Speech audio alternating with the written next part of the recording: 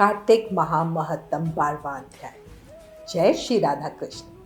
कार्तिक के इस पावन महीने में भगवान दामोदर की पूजा करने से व्यक्ति को अपने महापापों से भी मुक्ति मिलती है और मृत्यु के बाद मोक्ष की प्राप्ति होती है।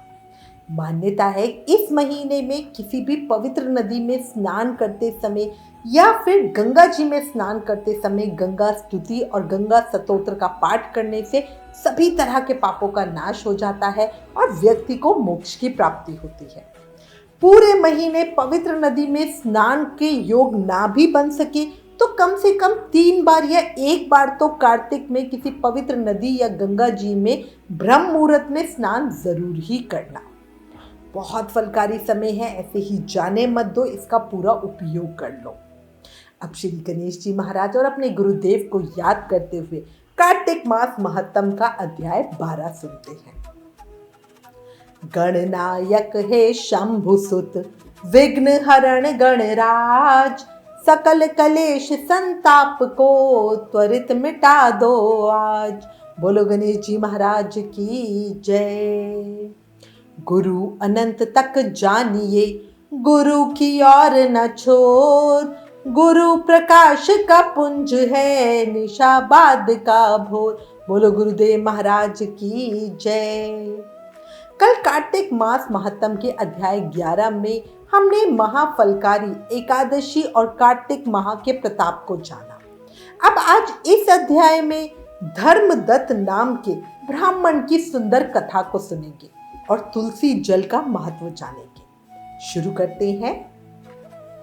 सुख भोगे जो कथा, सुने सहित विश्वास, 12वां अध्याय सुनो और करो एहसास। बोलो कार्तिक महत्तम की जय, कार्तिक के ठाकुर की जय, दामोदर भगवान की जय। राजा पृथु बोले, हे नारद जी, आपने अति पावन और महान एकादशी के महत्तम के विषय में कहा, जिसे सुनने मात्र से ही मैं धन्य हो गया। अब आप कृपया कर मुझे यह बताइए कि कार्तिक का व्रत करने वाले के लिए किस महान फल की प्राप्ति बताई गई है, किसने इस व्रत का अनुष्ठान किया था, ये सब भी विस्तार पूर्वक मुझे सुनाइए। नारद जी बोले, हे राजन, पूर्व काल की बात है। सहाय पर्वत पर करवीरपुर में एक धर्मदत्त नामक ब्राह्मण रहता था। वे भगवान विष्णु के सब व्रत करता था। एक दिन कार्तिक मास में भगवान विष्णु के समीप जागरण करने के लिए वो भगवान के मंदिर की ओर जा रहे थे। उस समय 1 पहर रात बाकी थी।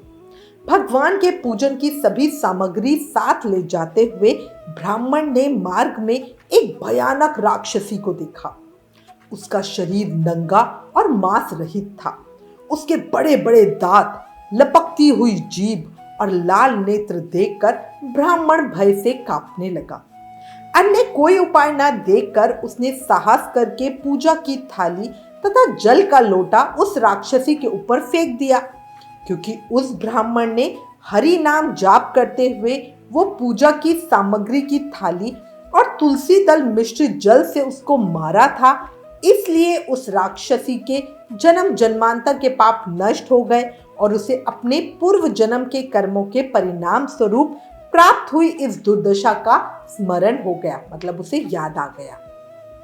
उसने ब्राह्मण को दंडवत प्रणाम करके इस प्रकार कहा, हे ब्राह्मण, मैं पूर्व जन्म के कर्मों के फल से इस दशा में पहुंची हूँ। अब कैसे भी मुझे उत्तम गति प्राप्त होगी ये बताएं। धर्मदत्त ने उसे इस प्रकार प्रणाम करते देखकर आश्चर्यचकित होते हुए पूछा कि किस कर्म के फल से तुम्हें ये अवस्था मिली है, तुम कहाँ की रहने वाली हो, तुम्हारा नाम क्या है और आचार व्यवहार कैसा था तुम्हारा, ये सारी बातें मुझे बताओ। कल्हा बोली, हे ब्राह्मण, मेरे पूर्व जन्म की बात सुनिए। सौराष्ट्र नगर में भिक्षुक नामक एक ब्राह्मण रहते थे। मैं उनकी पत्नी थी। मेरा नाम कल्हा था और मैं बड़े क्रूर स्वभाव की स्त्री थी। मैंने वचन से भी कभी अपने पति का भला नहीं किया, उन्हें कभी मीठा भोजन नहीं परोसा, सदा अपने स्वामी को धोखा ही देती रही। अपने नाम के स्वरूप मुझे कल्हा विशेष प्रिय था। मैं इसीलिए उनसे रोज लड़ती थी। मुझे इस प्रकार के झगड़ालू देखकर तथा रोज की कलह से तंग आकर मेरे पति ने दूसरा विवाह करने का निश्चय किया। जब मुझे पता चला कि मेरा पति दूसरा विवाह कर रहा है तो मैंने उसके विवाह से पहले ही विष खाकर आत्महत्या कर ली। मेरी मृत्यु के बाद यमराज के दूत आए और मुझे बांधकर पीटते हुए यमलोक में ले गए। वहां यमराज ने मुझे देखकर चित्रगुप्त से पूछा, चित्रगुप्त देखो तो सही इसने कैसे कर्म किए हैं। जो भी कर्म इसने किए हैं उसका फल इसे भोगना होगा। चित्रगुप्त ने कहा, इसका किया हुआ कोई भी शुभ कर्म नहीं है। ये अपने पति को सदा खराब भोजन देकर स्वयं अच्छा भोजन खाती थी, इसलिए अब ये विष्ठा खाने वाली होगी। विष्ठा मतलब गंदगी, इसीलिए इसे सुअरी का जन्म दिया जाए। साथ ही ये पकाने वाले बर्तनों में भोजन खाती थी, इसलिए ये अपने बच्चों को खाने वाली बिल्ली होगी। ये स्वयं मिठाई उड़ाती थी और अपने स्वामी को उसमें से कुछ भी नहीं देती थी। इसने सदा अपने स्वामी से द्वेष किया है, इसलिए ये चमकादड़ी होकर रहेगी। सदा कलह में ही इसकी प्रवृत्ति रही है। इसने अपने पति पर क्रोध करके आत्मघात किया है, इसलिए ये प्रेत योनि में भी जाएगी। अब आप इसे यमदूतों द्वारा निर्जल प्रदेश में भेज दे। वहां दीर्घ काल तक ये प्रेत योनि में रहकर फिर इसके बाद ये पापिन शेष 3 योनियों का भी उपभोग करेगी। कलहा ने कहा, हे विप्रवर, मैं वही पापिन कलहा हूं। इस प्रेत शरीर में आए मुझे 500 वर्ष बीत चुके हैं। मैं सदैव भूख प्यास से पीड़ित रहती हूँ।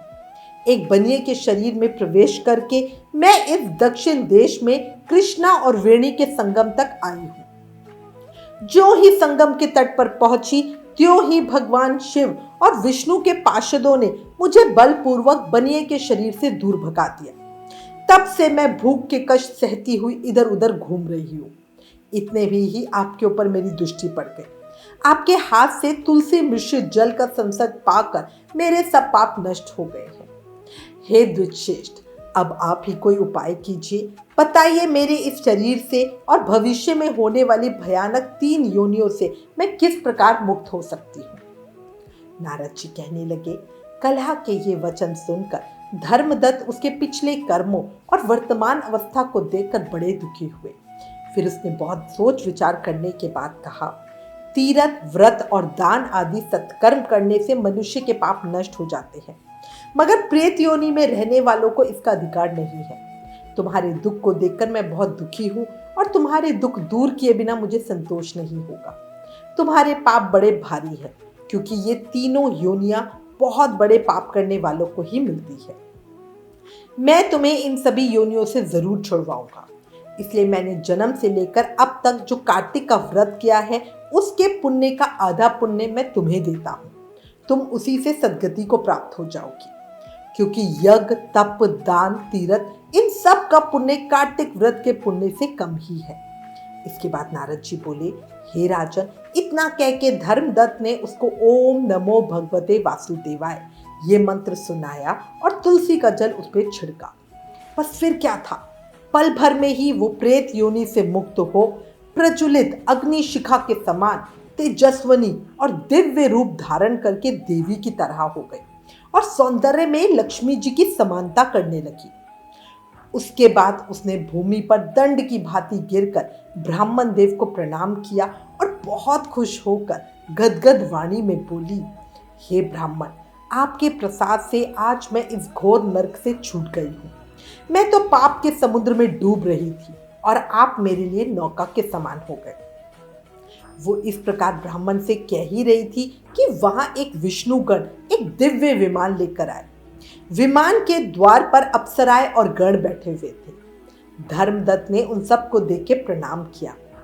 पुण्यशील और सुशील नामक भगवान विष्णु के गणों ने धर्मदत्त को अभिनंदन करते हुए कहा, हे द्विजश्रेष्ठ, आप धन्य हैं जो सदा भगवान विष्णु के व्रत, कथा और सेवा में लगे रहते हैं। आपने जो अपने बाल्यकाल में पवित्र और शुभ कार्तिक व्रत किया था, उसके आधे फल से ही आपने कलहा के पूर्व जन्म के सभी पापों का नाश कर दिया। यही नहीं, आपकी कृपा से उसके पहले के सैकड़ों जन्मों के पाप भी नष्ट हो गए हैं। आपके जागरण आदि करने के पुण्य के प्रभाव से आकाश मंडल से ये विमान आया है। हे ब्राह्मण, अब हम उसे बैकुंठ में ले जा रहे हैं। आपके दान पुण्य के प्रभाव से ये भगवान विष्णु के पास रहेगी। आप भी इस जन्म के अंत में अपनी दोनों स्त्रियों के साथ भगवान विष्णु के बैकुंठ धाम में जाओगे और मुक्ति प्राप्त करोगे। धर्मदत्त, जिन्होंने तुम्हारे समान भक्ति पूर्वक भगवान विष्णु की आराधना की है, वे धन्य और कृतकृत्य हैं। इस संसार में उन्हीं का जन्म सफल है। भली भांति आराधना करने पर भगवान विष्णु देहधारी प्राणियों को क्या नहीं देते। उन्होंने ही उत्तानपाद के पुत्र को पूर्व काल में ध्रुव पद पर स्थापित किया था। उनके नामों का स्मरण करने मात्र से ही समस्त जीव सद्गति को प्राप्त होते हैं। पूर्व काल में ग्रहग्रस्त गजराज उन्हीं के नामों का स्मरण करने से मुक्त हुआ था और भगवान विष्णु ने उसे अपना जय नाम का पार्षद बनाया। तुमने जन्म से लेकर जो भगवान विष्णु को संतुष्ट करने वाले कार्तिक व्रत का अनुष्ठान किया है, उससे बढ़कर न यज्ञ है, न दान है, न तीर्थ है। हे विप्रवर, तुम धन्य हो, क्योंकि तुमने जगत गुरु भगवान विष्णु को प्रसन्न करने वाला कार्तिक व्रत किया है, जिसके आधे भाग के फल को पाकर ये स्त्री हमारे साथ भगवान के लोक में जा रही है। तुमने उन्हीं भगवान विष्णु की भक्ति सेवा की है, इसलिए तुम अपनी दोनों स्त्रियों के साथ 1000 वर्षों तक बैकुंठ में निवास करोगे। उसके बाद जब तुम्हारा पुण्य कम हो जाएगा, तब तुम सूर्यवंश में अपनी दोनों रानियों के साथ राजा दशरथ के नाम से प्रसिद्ध होगे। वहां ये कलहा तुम्हारे आधे पुण्य की भागीदार होने के नाते तुम्हारी तीसरी भार्या होगी। उस जन्म में भगवान विष्णु पुत्र के रूप में तुम्हारे पास रहेंगे और देवताओं का कार्य करेंगे। विष्णु जी को प्रसन्न करने वाले तुम्हारे कार्तिक व्रत से अधिक महत्वपूर्ण यह दान तीर्थ आदि कुछ भी नहीं है। हे दया सागर, तुम धन्य हो, क्योंकि तुमने जगत गुरु भगवान विष्णु को प्रसन्न करने के लिए कार्तिक मास का व्रत किया, जिसके आधे पुण्य के फल की भागीदार ये स्त्री कलहा। इस समय हम इसे अपने साथ विष्णु लोक ले जा रहे हैं। कार्तिक मास महत्तम अध्याय 12 समाप्त। कल कार्तिक मास महत्तम के अगले अध्याय को सुनेंगे। आज कितना ही पावन और सुंदर अध्याय था। इस अध्याय में हमने राजा दशरथ और रानी कैकेयी के पूर्व जन्म का वृतांत जाना और समझा कि कार्तिक कितना अधिक पुण्य देने वाला है। कार्तिक के आधे पुण्य देने मात्र से महापापी कलहा का उद्धार हो गया। सच्चे मन से भगवान विष्णु की आराधना करने से ही ब्राह्मण उनके पति रूप में आए, है ना। कितनी ही सुंदर और पावन कथा। अब अंत में जरा मेरी एक बात सुन लो। जब मौत की गाड़ी में सोना होगा, न तकिया होगा, न कोई बिछौना होगा, साथ में होंगे हमारे अच्छे बुरे कर्म सिर्फ, और बस शमशान का एक कोना होगा। और जब हमें ये पता है तो क्यों समय गवाते हो? जीवन को हरि चरणों में लगा दो, फिर नर्क का दुख नहीं, मेरे कान्हा की गोद मिलेगी। सही कह रही हूं? मानते हो मेरी इस बात को? अगर मानते हो तो समझ जाओ, जीवन बहुत छोटा है, कब क्या हो जाए कुछ नहीं पता। कोरोना हमें यही जीवन का पाठ बताकर गया है। कोरोना काल में लोगों ने बहुत से अपनों को खोया है। बहुत छोटी छोटी उम्र के लोग हमें छोड़ के चले गए, और उनमें से कुछ तो ऐसे थे जो सोचते थे कि भक्ति के लिए तो पूरी उम्र पड़ी है। पर विश्वास रखो, उम्र नहीं पड़ी। अभी से शुरू करोगे तभी बाद में भी कर पाओगे, वरना जीवन यूं ही चला जाएगा जैसे हाथ में पड़ी हुई रेत फिसल जाती है। याद रखो। और कान्हा ने तो कितनी मौज कर रखी है। कलयुग के अंदर तो बड़ा आसान है। कलयुग केवल नाम आधारा, सिर्फ नाम जाप करके भक्ति, प्रेम, मुक्ति, शक्ति सब पाया जा सकता है। इसलिए ज्यादा से ज्यादा नाम जाप करो। हर समय, हर पल, हर सांस के साथ प्रेम से, मन से, भाव से जपो। हरे कृष्ण कृष्ण कृष्ण हरे हरे, हरे Ram Ram Ram Hare Hare. Please in videos को ज्यादा से ज्यादा शेयर करके कार्तिक मास के प्रभाव को सबको बताओ। अपने शास्त्रों का ज्यादा से ज्यादा प्रचार करो, ये भी एक सेवा है। Please like, share and subscribe. Thank you. जय श्री राधा कृष्ण।